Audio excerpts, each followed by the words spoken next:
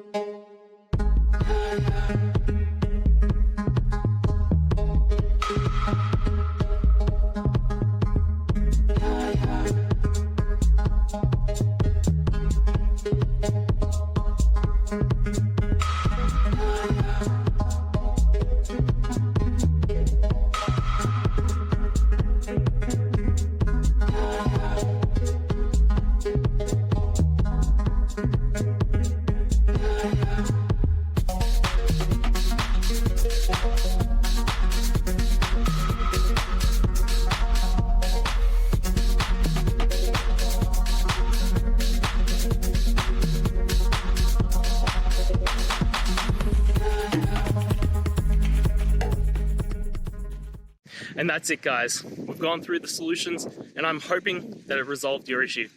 If it did, please hit the subscribe button. I'd really appreciate it. And until next time, I hope you have a good one. Cheers.